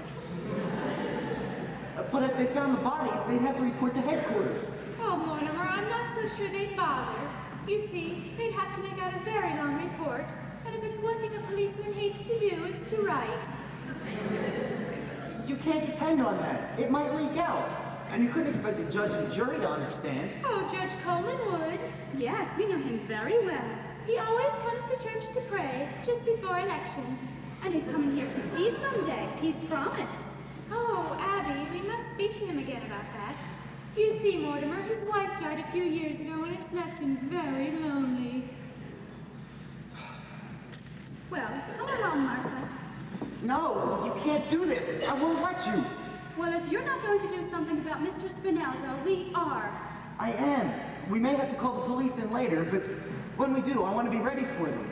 Mortimer, you've got to get Jonathan out of this house. And Mr. Spinalzo, too. I'll get them out. Will you please let me do this my own way? I've got to see Teddy. If they're not out of here by morning, we're going for the police. They'll be out. I promise you that. Go to bed, will you? Get out of those clothes. You look like Judith Anderson. Well, Abby, that's a relief, isn't it? Yes, now that Mortimer's finally going to do something about Jonathan. You know, he's really getting into a lot of unnecessary trouble. We ought to tell him. Oh, Jonathan, you might as well stop what you're doing. It's all done. Did I hear Mortimer? Well, it will just have to be undone. You'll be out of this house by morning. Mortimer's promised. Oh, are we? Then perhaps you and Aunt Martha can go upstairs and have a pleasant night's sleep. Yes. Come, Abby. Good night, Aunties. Oh, not good night, Jonathan. Goodbye. You'll be out of this house by morning. Mortimer's promised. And he has his way of doing it, too. Then Mortimer's back. Oh, yes. Stop talking to Teddy.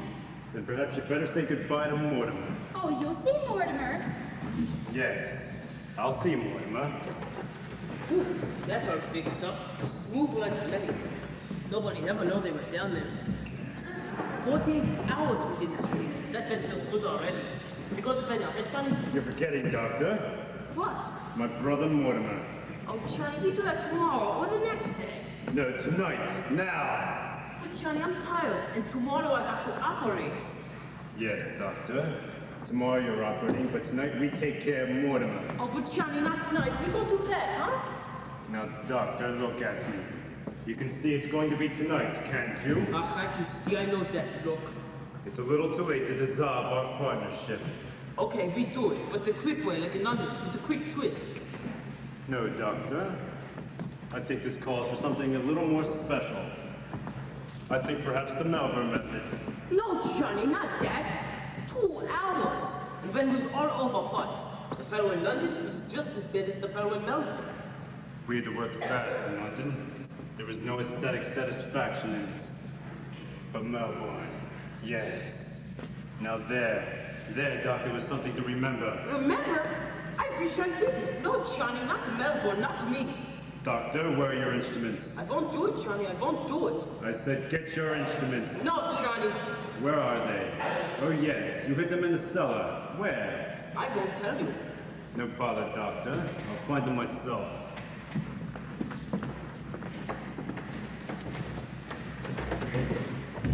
Don't do that, Mr. President. But I cannot find any proclamation without consulting my cabinet. But these must be signed in secret. Secrets? Japan mustn't know until it's signed. Japan, those yellow devils, I'll sign it immediately. I can let the cabinet know later. Yes, let's go and sign it. No, you wait here. Secret proclamation has to be signed in secret. But at once, Mr. President. I've put on my signing clothes. Ah, you go now, huh? No, Doctor, I'm waiting for something. Something important. Please, you go now. Look, Doctor, you seem to be a nice fellow. I have nothing against you personally. Just take my advice and get out of this house and as far away as possible. Trouble, yeah, you get out. Things are going to start popping around here any minute. Listen, Johnny's in a bad mood. That he's like this, he's a madman. Things happen, terrible things. Jonathan doesn't worry me now. Ah, Himmel, don't those plays you see teach you anything? About what? Well, at least the fellow in the play acted like he got sense. That's more than you do. Oh, you think people in plays act intelligently? I wish you had to sit through some of the ones I've had to sit through. Take the little opus I saw tonight, for instance. And there's this fellow. He's supposed to be bright. He knows he's in a house with murderers. He ought to be on guard. He's even been warned to get out of the house. But does he go? No, he stays. Now I ask you, Doctor, does that sound like something an intelligent person would do? You're asking me? The fellow doesn't even have enough sense to be on guard. To be scared. For instance, the murderer invites him to sit down. You mean, won't you sit down? Believe it or not, that one was in there too. And what did he do? He sat down. Now mind you, this fellow's supposed to be bright. And he just sits there waiting to be trussed up and gagged. And what do you think they used to tie him up with? What? The curtain cord. Well, why not? It's a good idea. Very convenient. A little too convenient. When are playwrights going to use some imagination? The curtain cord. And he didn't see him get it. See him? He sat there with his back to him. Now mind you, Doctor, this fellow's supposed to be intelligent. And that's the kind of stuff we have to sit through night after night. People say critics are killing the theater. But it's the playwrights who are killing the theater. So this fellow sits there. The big dope. He's supposed to be bright. And he's just waiting to be trussed up and gagged. You're right about that, fella. He wasn't very bright. Now, Mortimer, if you don't mind, we'll finish the story. I've been away for 20 years, but never once in all that time, my dear brother, were you out of my mind. In Melbourne, one night I dreamt of you. When I landed in San Francisco, I felt a strange satisfaction. Once again, I was in the same country with you.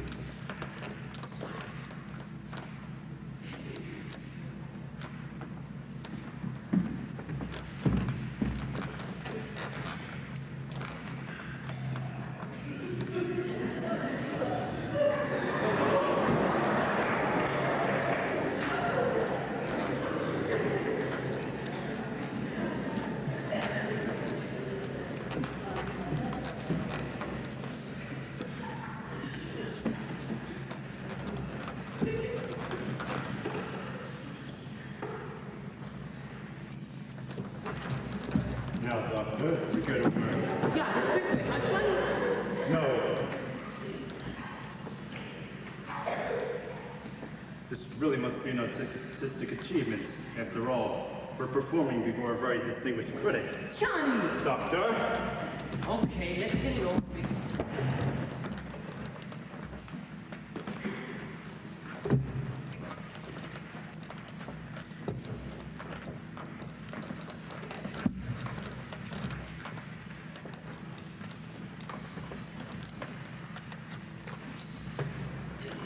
All ready for you, Doctor. I gotta have a drink.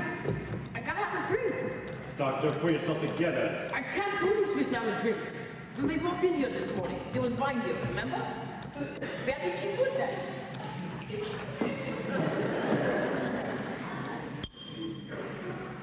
Look, Johnny, we gotta drink.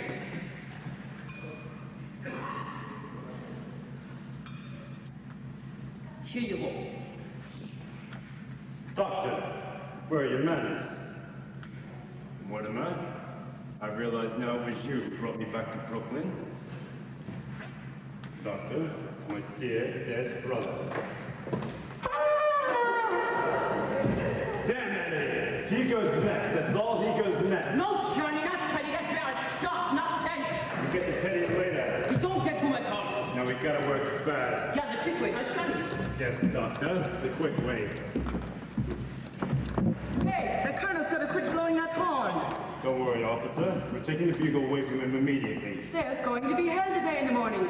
We promised the neighbors he wouldn't do that anymore. It won't happen again, officer. Good night. I'd better speak to him myself. Where are the lights? Hey, you stood me up. I waited over an hour. It's Kelly's for you. Hey, what happened to him? Oh, he was explaining the play he saw tonight. That's what happened to the fella in the play.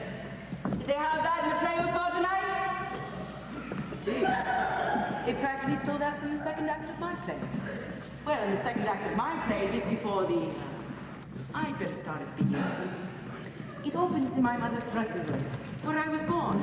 Only I ain't born yet. And... Oh, no, you've got to get glasses. All right. She's sitting there making up, when all of a sudden, through the door, in comes a man with a black mustache. And he turns to my mother and says, Miss Latour, will you marry me? He doesn't know she's pregnant.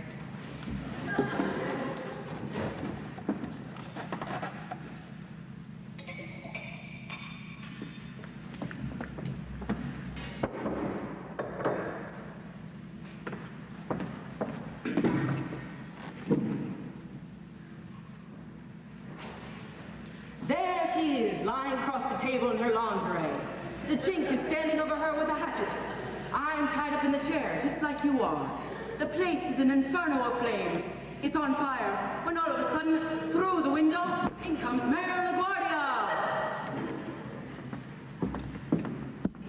Hey, remember who paid for that, and go easy on it. Well, I'm listening, ain't I? Well, how do you like it so far? It's put Johnny to sleep. Hey, let him alone. If you ain't got no more interest in that, you don't get a drink. All right. 3 days later, I'm transferring them on charges. That's because somebody stole my badge. All right. I'm walking my beat on Staten Island, 46th Precinct, when all of a sudden, a guy I'm following, it turns out, is really following me. Don't let anybody in. I figure I'll outsmart him. There's a vacant house on the corner lot. I goes in. It's cops! I stand there in the dark, and I see the door handle turn. Johnny, it's cops! It's cops! I pulls my guns, braces myself against the wall, and I says, come in. Oh, hi guys. What the hell is going on here? Hey Pat, what do you know? This is Mortimer Brewster. He and I are going to write my play together. I'm just telling him the story. Did you have to tie him up to make him listen? Jeff, you better report it at the station. The whole force is looking for you. Oh, did they send you here for me? We didn't know you was here. We came to one of the old ladies there to tell us to pay. The colonel blew his bugle again in the middle of the night. From the way the neighbors were calling in about it, you would think the Germans dropped a bomb on Flatbush Avenue. Lieutenant's on the warpath. He says the colonel's got to be locked up someplace. Yes, yes.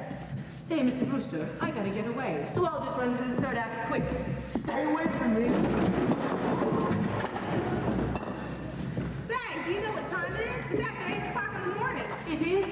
Gee, Mr. Brewster, those first two acts run a bit long, but I don't see anything we can leave out. You can't leave it all out. Who the hell is this? That's my brother. Oh, the one who ran away. So he came back. Yes, came back. This is Bertha. Get me Mac. We better let him know we found you, Joe. Mac, tell Lieutenant you can call it the big manhunt. We got him in the Brewster house. You want us to bring him in? Okay. The lieutenant's on his way over. So I see I've been turned in, eh? I suppose you and that stool pigeon brother of mine are going to split the reward. Reward? Now I'll do some turning in.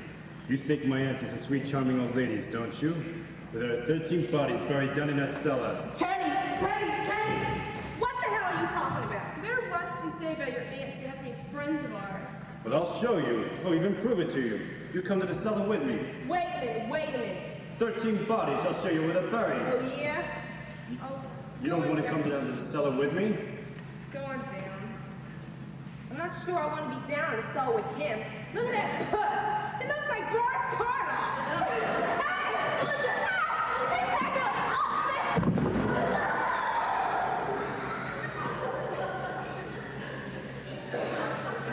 Whoa, what do you know about that? Come in.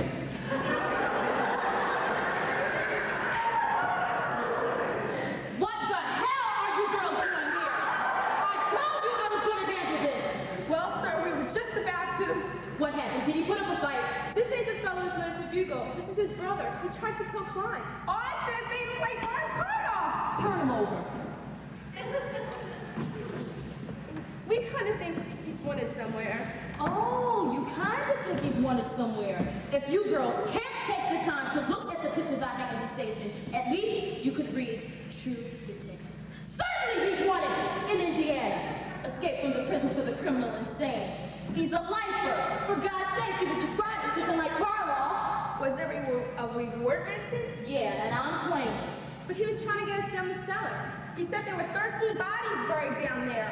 13 bodies in the cellar, and that didn't tip you off he came out of a nut house? I thought all along he talked kind of crazy.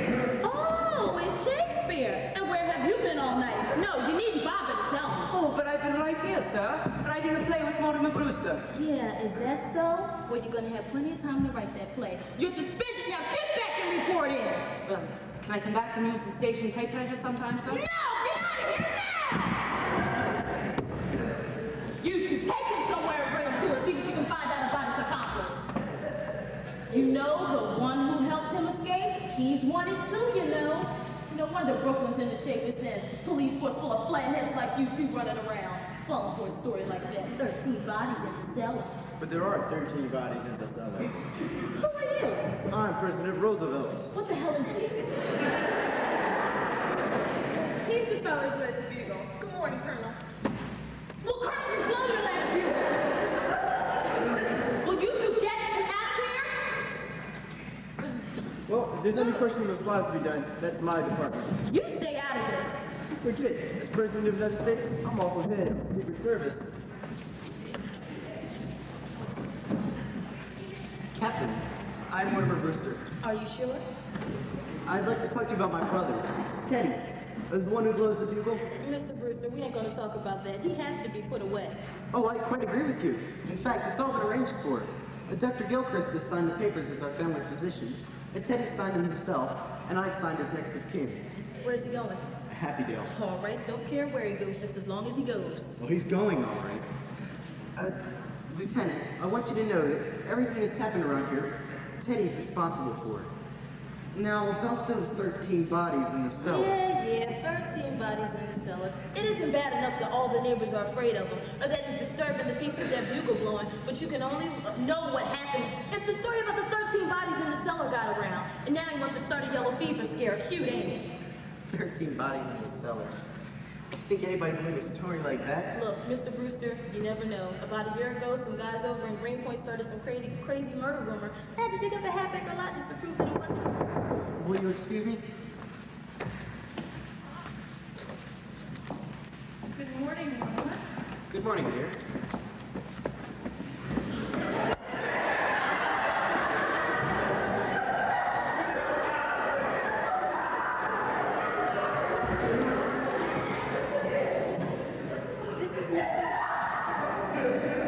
Mr. Witherspoon. He's come to meet Teddy. To meet Teddy? Mr. Witherspoon is the superintendent of Happydale. Oh, Mr. Witherspoon. Well, come right in. Lieutenant Rooney, I'm glad you're here, Super, because you're taking him back with you today. Today, I had no idea. Not today. Look, Elaine, I've got a lot of business to attend to, so you run along home and I'll call you up later. Not. I had no idea it was this immediate. The papers were all signed. He goes today. Clear insubordination. You men will find out no mollycoddle. When the President of the United States is treated like this, what's the country coming to? There's your man, Super. Just a minute. Mr. President, I have some wonderful news for you. Your term of office is over. Really? Is this March the 4th? Practically. Let's see. Now I go on my honey trip to Africa. Well, must be going. Excuse me. Is he trying to move into the right house before I've already left? Who, Teddy? Tad. This isn't Mr. Chaps, Teddy. This is Mr. Witherspoon. He used to be your guide in Africa. Ah! Bully! I'll bring my stuff right down. The troops should come, tell them to wait. Goodbye, Abby. Goodbye, Mark. I'm on my way to Africa. Isn't it wonderful? Charge! Good morning, darlings. Oh, we have visitors. This is Lieutenant Rooney. Oh, how do you do, Lieutenant Rooney? My, you don't look like the fuss the policemen say you are. Why the lieutenant is here? You see, Teddy blew his bugle again last night. Oh, yes, we're going to speak to Teddy about that. It's a little more serious than that, Miss Brewster. Oh, you haven't met Mr. Witherspoon. Mr. Witherspoon's the superintendent of Happydale. Oh, how do you do, Mr. Witherspoon? You've come to meet Teddy. He's come to take Teddy. Darlings, the police want Teddy to go there. Today. Oh, no, not while we're alive. The papers are all signed, and he goes with the superintendent. Oh, we promised to take the bugle away from him. We won't be separated from Teddy. Look, ladies, I'm sorry, but the law's the law. He's committed himself, and he goes. Oh, if he goes, we're going with him. Yes, you'll have to take us too. Well, why not? Well, it's sweeter than the monkey, but you see, we can't take state people at Happydale. Oh, Mr. Witherspoon, if you let us live there with Teddy, we'll see that Happydale is our will, and for a very generous amount. Well, the Lord knows you can use money, but I'm afraid.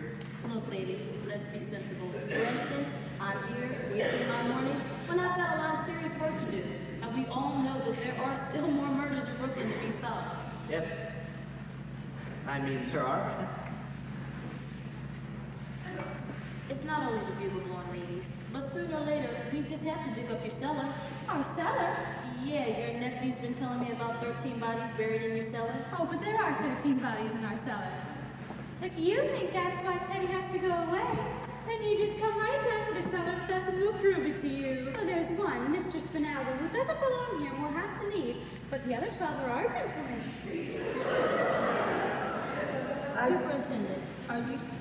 Superintendent, are you sure you don't have just a tiny bit of room for these ladies? Well, they have to be committed. Teddy committed himself. Can't they? Why, certainly. Oh, if we can go with Teddy, we'll sign the papers. Where are they? Yes, where are they? Coming around, Lieutenant. Oh, hello, Officer Klein. Good morning, Officer Klein. Are you here too? Yeah, Broken Meat's got your other nephew out in the kitchen.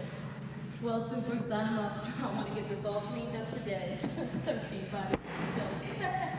Sign right here. And you right here, Andrew. Well, I'm really looking forward to going. The neighborhood here has changed so. Just think, a front lawn again. Now, we're overlooking something here. What? We're need a signature from a doctor. Dr. Einstein, you weren't going somewhere, were you? Please, I must. We'd like to have you sign some papers. You know, at one time last night, I thought Dr. Einstein was going to operate on me. Just sign right here. Were you going somewhere, Dr. Einstein? I think I must go.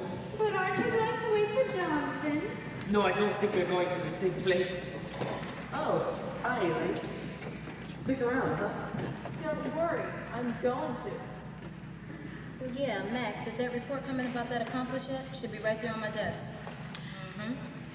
5'6", 140 pounds, blue eyes. Talks with the German exit, poses as a doctor. Okay. Lieutenant, the doctor here has completed all the signatures. Thanks a lot, doctor. You're really doing Brooklyn some service. Sir, you sign here as next of kin. Yes, of course. Right here? Then that's fine.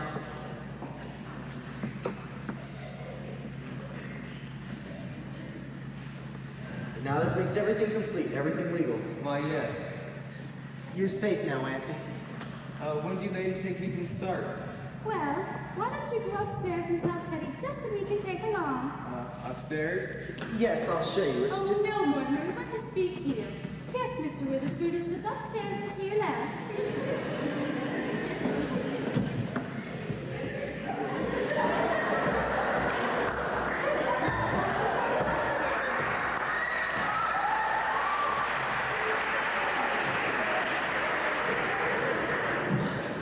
Well, Mortimer, now that we're moving, this house really is yours. We want you to live here now. I can't. This house is too full of memories. Oh, but you'll need a home when you and Elaine are married. Darling, that's very indefinite. Oh, it's nothing of the kind. You're going to be married right away. Well, Mortimer, we're really very worried about something. Oh, you're gonna love it in Happydale. Oh, yes, we're very happy about the whole thing, but that's just it. You see, we don't want anything to go wrong. Will they investigate those signatures? No, they're not going to look up Dr. Einstein. Oh, no, it's not his signature, dear. It's yours. You see, you signed as next of kin. Of course. Why not? Well, you see, dear, there's been something that we really haven't wanted to tell you, but now you're a man, and it's something Elaine should know, too. You see, dear, you're not really a Brewster. No, your mother came to us as a cook, and about 3 months afterwards, you were born. And she was such a lovely woman and such a good cook, we didn't want to lose her, so Brother married her. I'm not really a Brewster. Now, don't feel too badly about it, dear. And it won't make any difference to you, Elaine. Elaine, do you hear? Do you understand? I'm a bastard! Well, now I must see about breakfast. Oh, don't bother, darling. Father's gone to Philadelphia, and Mortimer and I are going to have breakfast together. Yes, I need some coffee. I've had quite a night. Well, then I think you should want to go to bed. I do.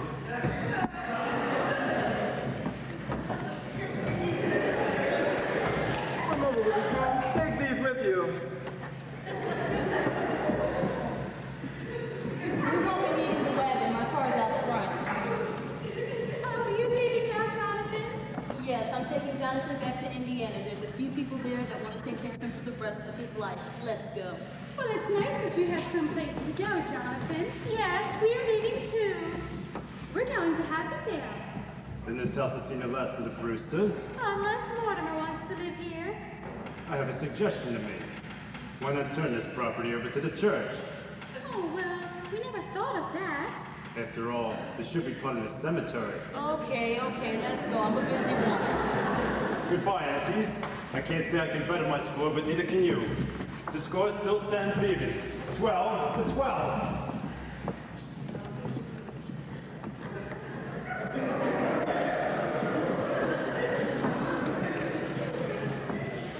Jonathan always was a mean boy.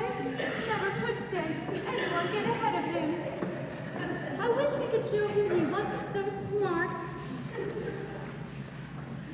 Mr. Witherspoon. Does your family live with you in Happydale? I have no family. Oh, well, I suppose you consider everyone at Happydale your family. You quite don't understand. At Happydale, I had to keep quite aloof. Well, Martha, since Mr. Witherspoon won't join us for breakfast, perhaps you'd like a glass of our wine. Elderberry wine? We make it ourselves. Why, of course. At Happydale, our relationship would be more formal. But here, you don't see much of elderberry wine nowadays. I thought I had my last glass of it. Oh, no, here it is.